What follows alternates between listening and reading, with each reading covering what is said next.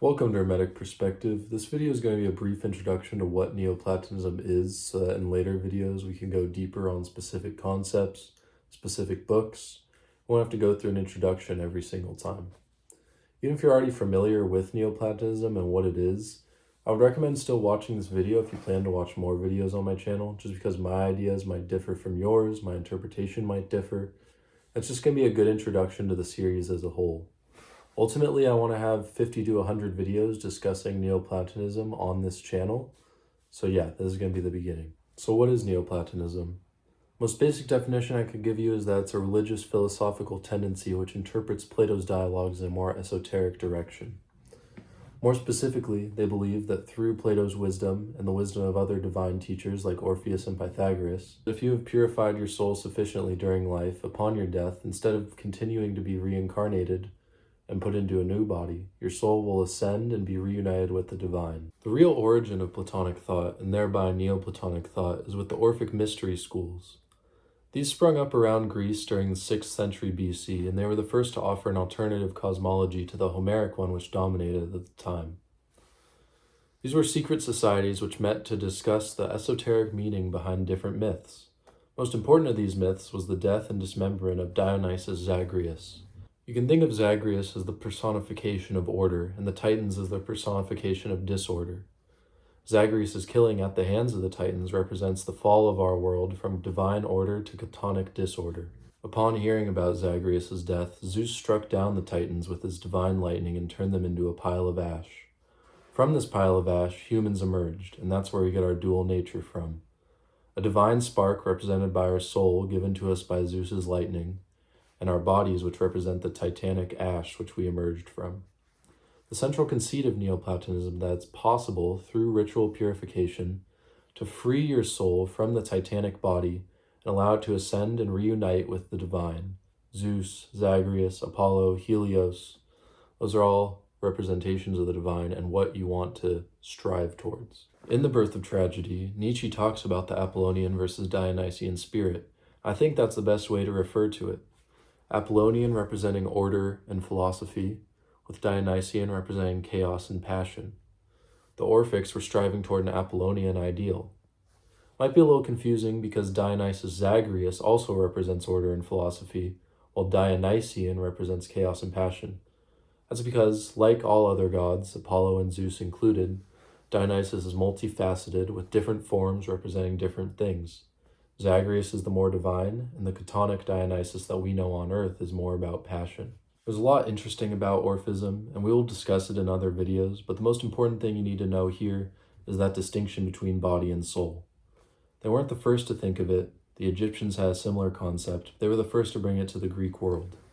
You need to understand that in Neoplatonism, if you don't purify your soul sufficiently before your death, it'll remain chained to your body and it'll descend down to Hades, go through a series of lakes, and then be reincarnated, hopefully as a human.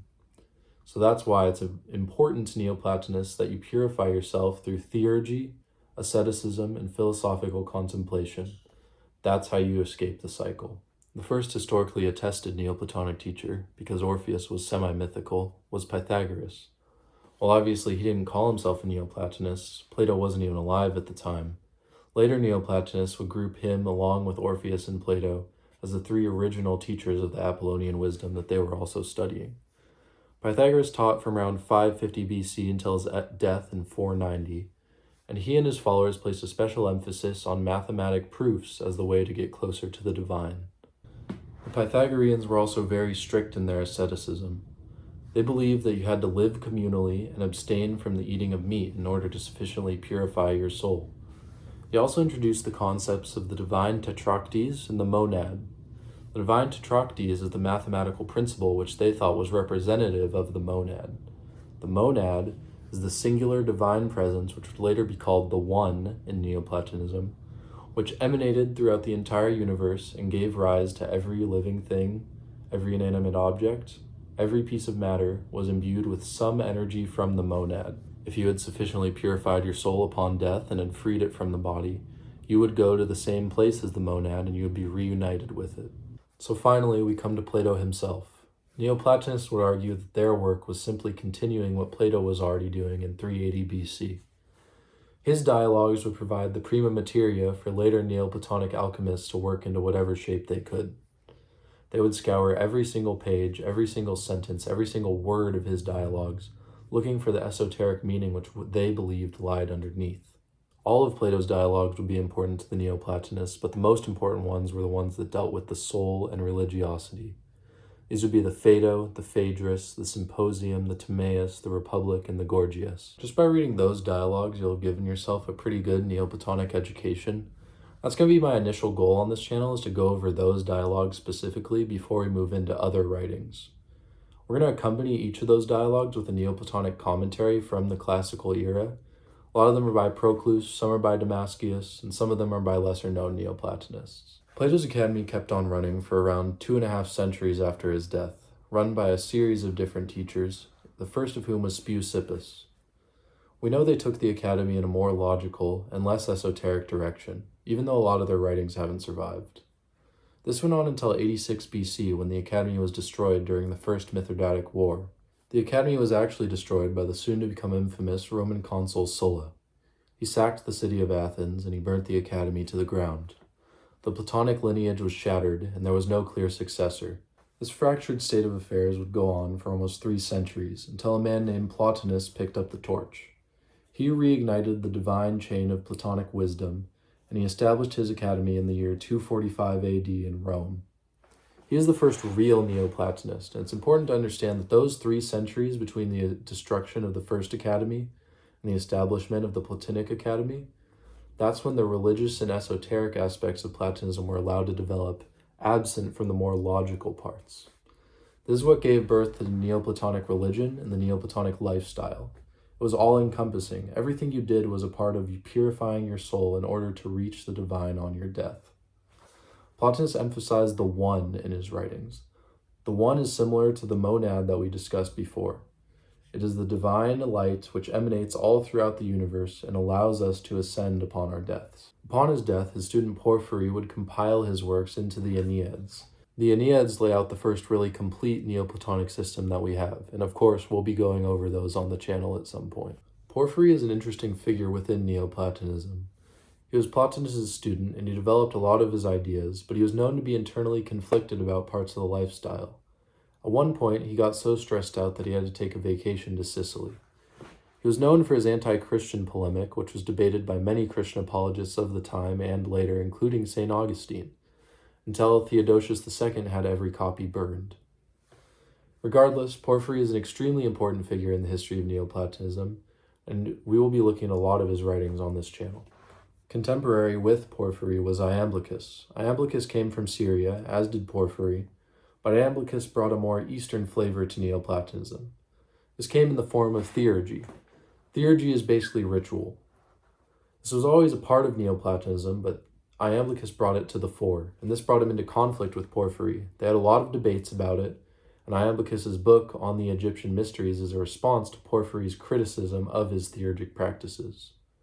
Porphyry believed that theurgy would lead to dogmatism and take us away from the more logical parts of Neoplatonism.